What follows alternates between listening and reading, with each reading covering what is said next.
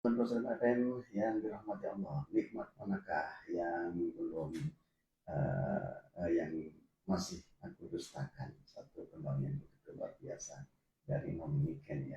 Di antara nikmat Allah yang betul adalah kita diberikan Ramadan ya, khususnya bagi umat bagi Nabi Sallallahu Alaihi Wasallam. Anda masih dibincang Ramadan bersama Gus Zainul.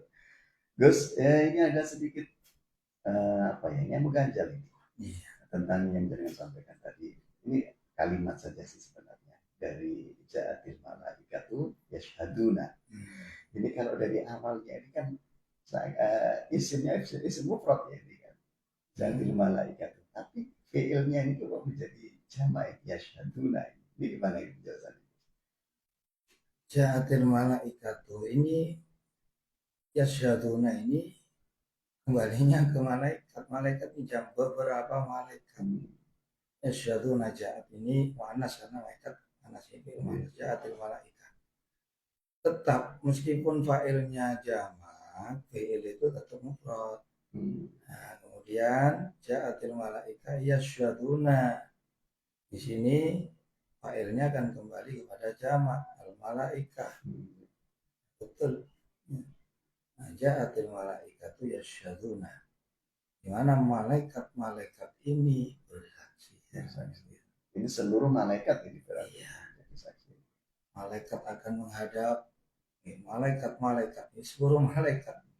Ini banyak ini jamak ya, jamak ini kalimat ya, minimal 3, maksimal tidak ada batas atau jamak macam-macamnya aja, jamak kilah, jamak kasar. Yaitu betul al-malaikat kan jamak yasyaduna ini fi'il yang fa'ilnya isim dhamir kembali kepada al-malaikah. Malaikah ini jamak jadi fi'ilnya itu jamak. Jadi artinya seluruh malaikat ini menjadi saksi atau bersaksi bahwa umat Rasulullah yang melaksanakan ibadah tarawih di malam 14 ini adalah benar-benar melaksanakan itu. Baik, baik rekan ya, kita lanjut kembali bincang Ramadan kita di malam hari ini. Dan bagi Anda yang ingin bergabung, silakan Anda bisa chat di nomor 0895 327 5775. Dan ini sudah ada yang bergabung, ada dari siapa ini? Ibu Mini ya, yang ada di Kalimaron. Assalamualaikum Gus. Waalaikumsalam ya Ibu Mini. Ini saya bertanya, kalau kita sedang tadarus ya, ini nggak sengaja kemudian buang angin, apa boleh kita lanjut membaca atau berhenti membaca? Sedangkan ada yang bilang itu boleh. Ya ini mohon pencerahannya Gus. Yang dilarang ketika kita berhadas itu kan memegang Al-Quran. Kalau membaca tidak apa-apa, cuman pahalanya berkurang. Karena siapa yang membaca Al-Quran di dalam sholat dalam keadaan berdiri, ini kata Sayyidina Ali, satu huruf dicatat 100 kebaikan. Kemudian dibaca di dalam sholat dengan duduk, satu huruf 50 kebaikan. Dibaca di luar sholat dalam keadaan punya wudhu, satu huruf 25 kebaikan. Membaca Al-Quran di luar sholat tidak dalam keadaan berwudhu, satu huruf 10 kebaikan. Ini kan berarti berkurang 15 kebaikan. Jadi lanjut, tapi dilarang memegang mushafnya. Yang haram itu memegangnya. Kalau bacanya apa-apa, terkecuali kalau atas besar, jinabat seperti haid, anibat, itu kalau boleh, kalau kita baca tidak niat baca Quran, Diniatkan membaca ya membaca doa atau apa, seperti baca basmalah sebelum makan gitu. Doa-doa yang disebut dalam Al-Quran. Nah seperti itu. Jadi apa-apa dilanjutin. Yang terpenting jangan memegang mushaf. memegang. Berarti harus minta tolong temannya. Betul. Ya, baik Ibu Mini, demikian jawaban dari narasumber kita bahwa diperbolehkan untuk membacanya, tapi tidak boleh memegang mushafnya atau membawa mushafnya. Baik Gus, kembali ke bicara seperti yang jenengan sampaikan tadi, di antara daripada malam-malam yang mustajabah, malam-malam yang luar biasa adalah malam Jumat seperti malam hari ini. Nah, ini juga terutama ini juga masuk di bulan Ramadan. Sudah malam Jumat, nah, ini terus kemudian banyak di antara kita yang ini terus mengatakan malam Jumat itu malamnya bagus untuk melakukan sunnah Rasul. Apakah ibadah yang seperti ini juga pahala juga berlipat ganda? Ya juga sama, semua kebaikan selama itu dengan istrinya, semua itu tidak ada yang mengharamkan. Ya seperti hal-hal yang dilarang, seperti kondisi istrinya lagi berhalangan atau istrinya orang lain ya, atau belum dalam ikatan pernikahan yang sah, itu malah dosa besar. Kalau sama istrinya sendiri pahalanya ya luar biasa, itu ibadah. Jadi ibadah itu bukan hanya kita bersajadah, zikir, selawat, kita mencium istri, memegang istri, melihat anak istri dengan kasih sayang, itu ibadah. Apalagi menyatukan sesuatu dalam pernikahan. Inti daripada pernikahan adalah mendalit nikah. Nikah itu ijtama, ijma, abdomu, mengumpulkan. Nikah ini kan menemukan, mempertemukan iltiqaul khitana ini, itu nikah. Bertemunya dua khitan dulu. Jadi orang itu dihitan, tapi tidak wajib. Ya, ini kan masih banyak di antara kita yang dari masyarakat secara awam ini terkadang itu masih berpikir bahwa ketika Ramadan tidak boleh melakukan hubungan suami istri gitu. Mungkin melihat ayat ukhilat lakum lailatasya mirafasila bisa kunna libasul lakum wa antum libasul. Jadi yang diharamkan itu berhubungan suami istri antara subuh sampai maghrib. Itu kalau disengaja dosa besar, itu sampai di dalam Al-Quran itu terkena kafarat memerdekakan budak selain wajib qadha. Kalau tidak mampu berpuasa 2 bulan berturut-turut, tidak mampu memberi makan 60 orang miskin, tidak mampu lagi bertobat. Lagi kalau mampu baru kita bayar. Ini dosa besar. Itu kalau setelah waktu berbuka kita takjilnya itu juga tidak apa-apa nih. Oh, pertama takjil. Sayyidina Umar itu belum takjilnya itu ya diriwayatkan ya. Karena itu ya memang bisa menambah semangat, bisa merefresh, bisa bikin pikiran segar dan sebagainya. Jadi antara keutamaan berhubungan suami istri, bisa membuat rileks, bisa membuat tenang. Yang terpenting itu halal, dengan alhamdulillah wanita yang halal bagi dia dan tidak dalam keadaan yang diharamkan. Jadi yang tidak diperbolehkan berhubungan itu ya waktu berpuasa, bukan bulan puasanya. Kalau bulan puasa itu oke, setelah mulai buka sampai, tapi ya kalau sholat ya waktunya sholat. Apalagi ya malam Jumat ini ya, jadi habis itu sholat, nunggu berbuka puasa, makan sahur. Masya Allah. Jadi mereka tidak boleh takut lagi ini. Bisa dibuat berbuka dan dibuat sahur. Makan sahur itu, berbuka juga itu. Jadi dari atas dikasih makan sahur, di bawah juga makan sahur. Ini kenikmatan yang diberikan oleh Allah melalui ibadah juga ini. Kita bersyukur nikmat kita diberikan kemaluannya. Nah, itu cara bersyukur adalah kita melakukan pernikahan. Jadi pergunakan di yang dihalalkan oleh Allah. Ini merupakan ibadah juga. Baik pendengar ya, kita lanjut kembali bincang Ramadan. Di malam hari ini masih tentang keutamaan di bulan Ramadan, tentunya di malam-malam bulan Ramadan yang harus kita hidupkan. Nah, ini untuk yang lebih utama, ini afdolnya ketika berada di malam Jumat, amal ibadah apakah yang sebaiknya kita lakukan? Ibadah kan macam-macam ya, tapi yang paling utama itu yang pertama sholat. Tapi karena karakter manusia ini kan bosan. Kalau kita bosan sholat, ya kita baca Quran yang kedua. Kita bosan, kita zikir. Ya ini pilihan-pilihan ibadah. Jadi yang paling utama tetap sholat. Hanya sholat tahajud itu sholat yang minimal 2 rakaat, maksimal tidak ada batas. Ini sholat tahajud. Ya, sampai kayak Quran. Bisa, tapi pembawaan manusia kan Allah tahu manusia itu bosenan.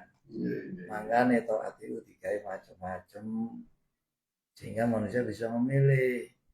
Ngaji terus bosen mau Quran terus bojone. Utek-utek ngono ya. Wis bosen mosok ngono terus ya. Terus sembahyang maca selawat. Selawatan dhewe monggo. Sing penting aja dibanterno men-men yo sangat aku umat.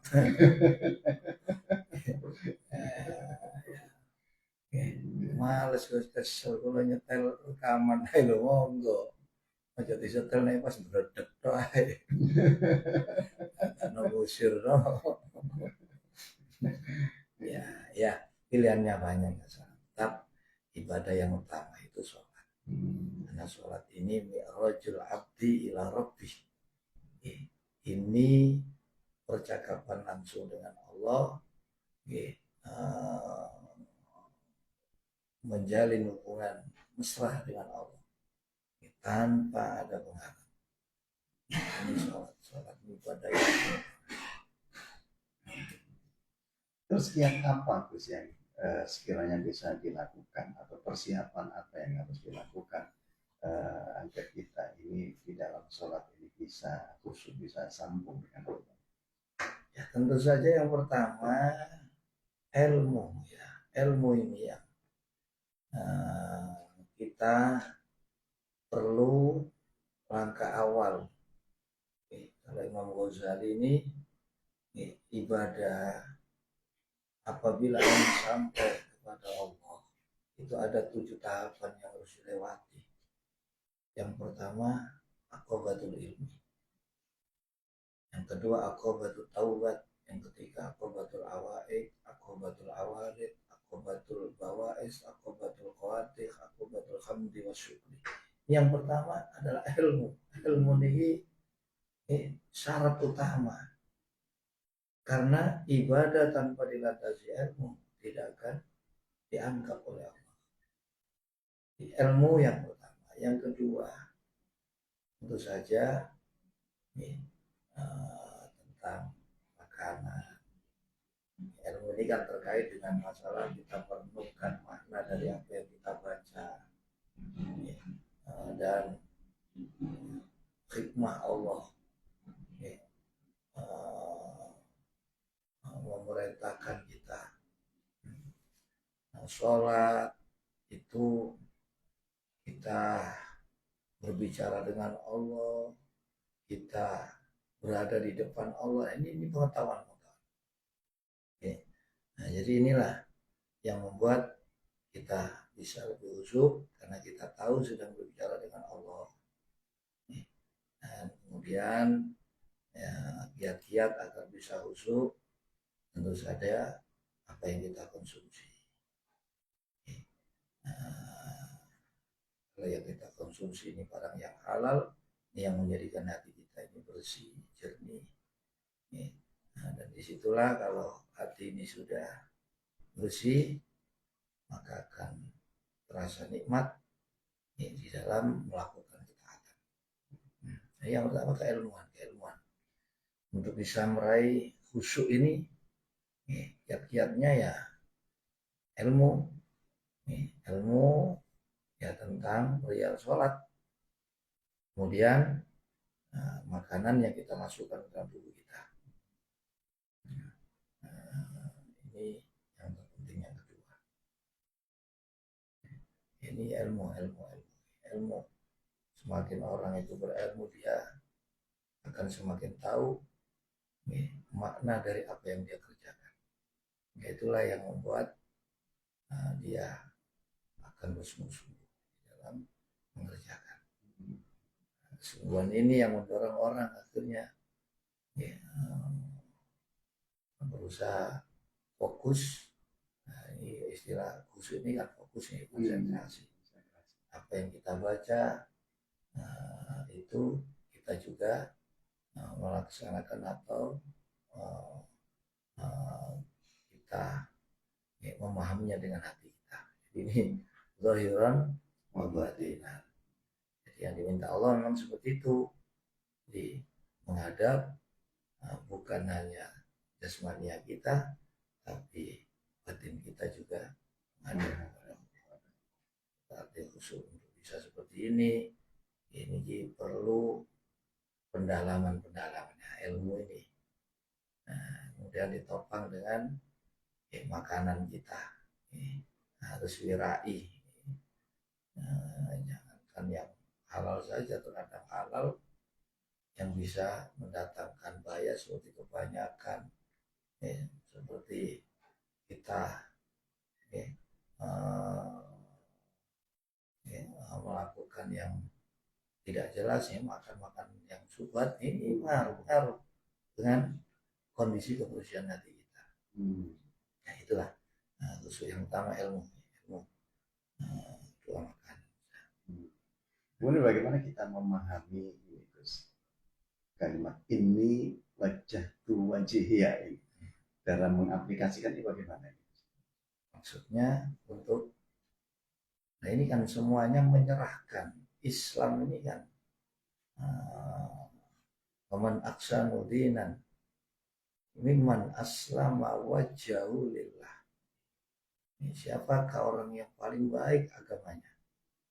Tidak ada melainkan orang yang menyerahkan pasrah sepenuhnya wajah.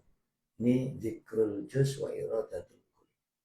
Ini menyebut sebagian, tapi yang dimaksud adalah semuanya. Wajah ini perwakilan.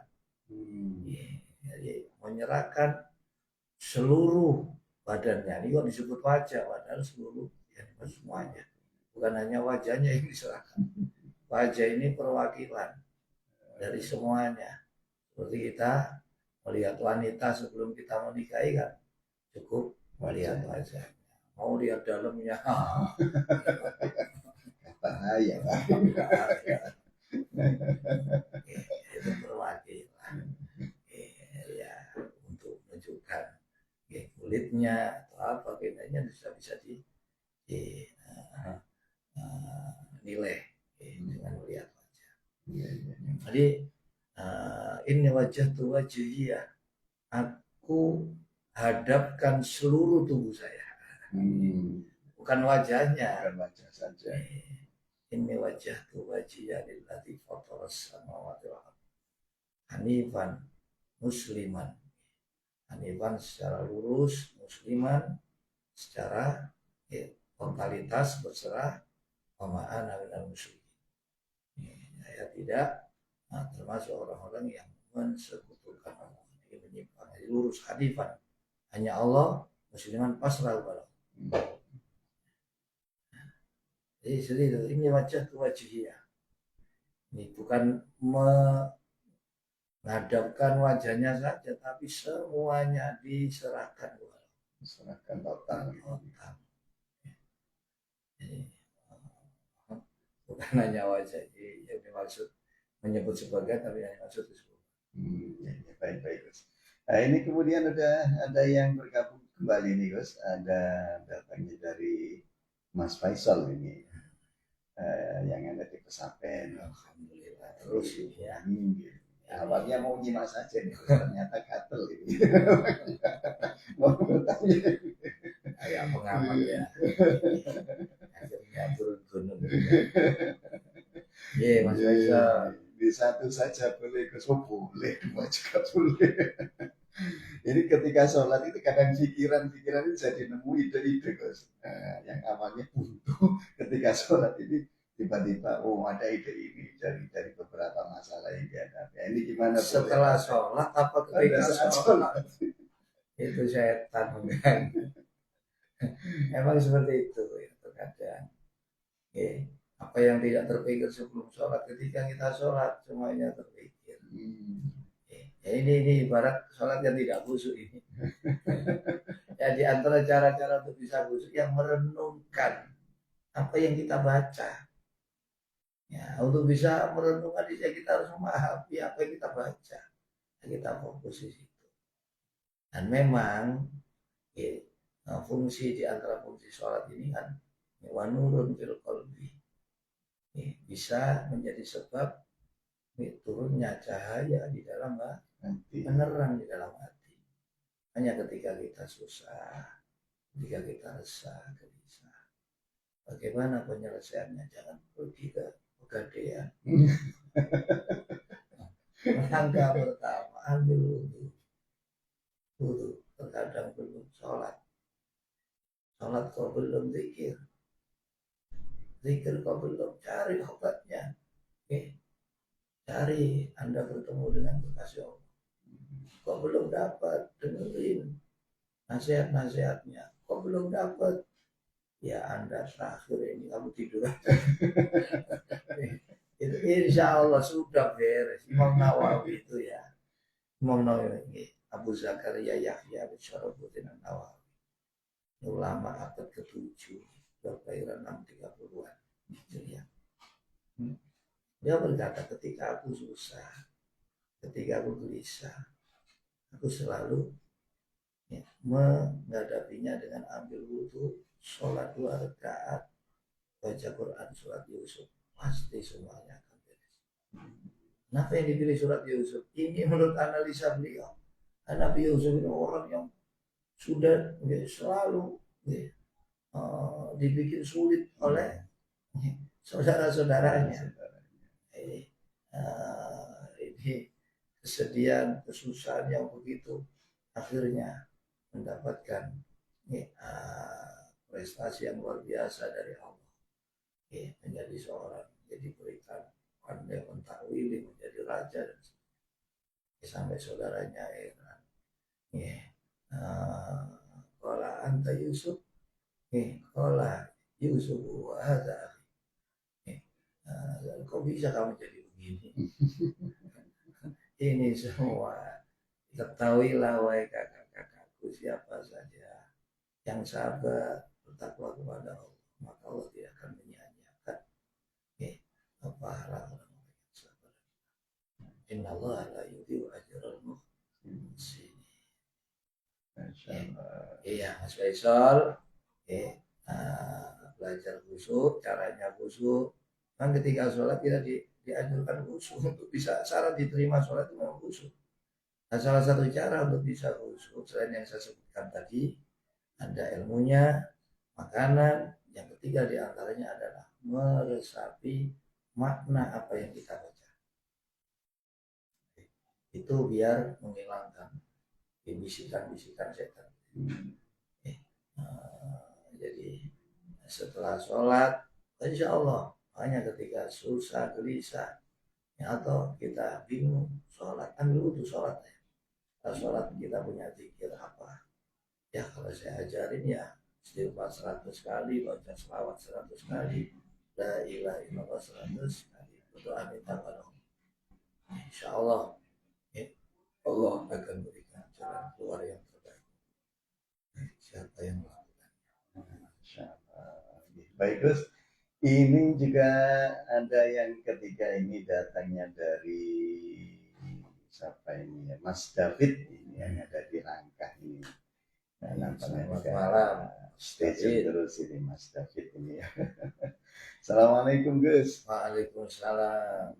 Ini mohon izin. Nah, ini di dalam sholat itu ada takbir intikal.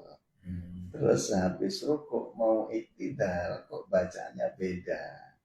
Nah, kalau yang lainnya kan takbir, ini kok sami Allah liman hamidah. Nah, ini kenapa kok nggak sama dengan gerakan-gerakan yang lainnya? Itu gimana? Asbabun asbabul apa ya? Yang lainnya takbir. Ya Allahu Akbar, Allahu Akbar. Oh ini kok sami Allahu liman hamidah. Karena yang dibaca adalah Rabbana lakal hamdu. Ya Allah, hanya kepadamu segala puji. Jadi di sini yang lain subhana rabbiyal a'la, ya rabbil ada takbir itikal tapi bacaannya bukan takbir tapi sami Allahu liman hamidah. Mudah-mudahan Allah mendengar siapa saja yang memuji. Anda memuji kepada Allah, Rabbana lakal hamdu milkus samawati wa milkul ardi wa milku ma syi'ta min syai'in ba'du. Ini untuk baca takbirnya ya sunnah. Nah, yang terpenting rukunnya. Untuk takbir yang rukun itu hanya takbir ihram. Jadi itu Mas David jangan lupa hari Selasa itu anaknya liburan. Kemarin mau tanya biasanya pulangnya kapan, takutnya anaknya minggat tadi.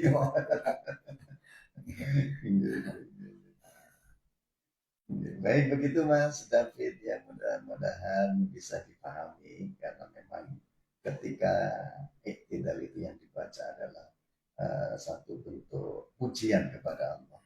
Ketika proses untuk menuju itu maka Allah memberikan apa ya semacam sinyal. Yang kedua ya itu memang yang diajarkan oleh Rasulullah Sallallahu Alaihi Wasallam. Kita ittiba di sunnah.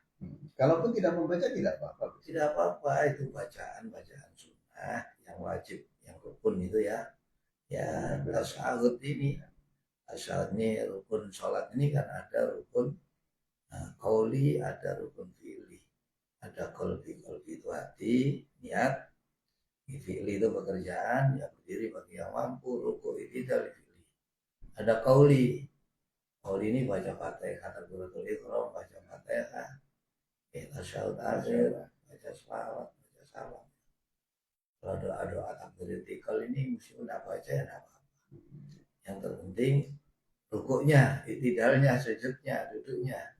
Sholat tanpa rukuk ya tidak disebut sholat, ini rukun. Jadi kemudian di bacaan tasyahud ini Gus, di tasyahud akhir itu batas minimal untuk membaca salawatnya bagaimana? Orang tarawih itu kan kadang-kadang ada yang cepat sehingga makmum ini kalau dia membaca secara lengkap terkadang nggak nututi dengan salahnya. Ini untuk bacaan salawatnya yang minim itu gimana ya tasyahud akhir? Untuk tasyahud akhir itu kalau yang menjadi rukun kan membaca salawat kepada Nabi dan keluarga wa'ala ali sayyidina Muhammad. Cukup. Untuk selanjutnya kan sunnah. Kemudian salam ini kan rukun. Tapi kalau salam dipakai cak salam ini membawa acara interaktif renungan malam. Nah, jadi itu juga ada ringkas bacaan tasyahud. Yang ringkas ada tasyahud secara sempurna. Yang tasyahud yang sempurna ada 21 tasyahud. Yang ringkas ada 16 tasyahud. Ya kalau yang sempurna yang biasa kita baca tahiyatul mubarakatuh shalawatu thayyibatu lillah. Assalamualaikum warahmatullahi wabarakatuh. Asyhadu an la ilaha illallah asyhadu anna Muhammadar Rasulullah. Kalau dibaca ringkas at-tahiyatu lillahi. Salamun alaika ayyuhan nabi wa rahmatullahi. salamun alaina wa ala ibadillah sholihin.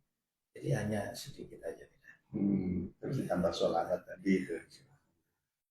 Ya, jadi biar jamaah ini tidak kebingungan ketika terawih dengan imam, apalagi yang super cepat.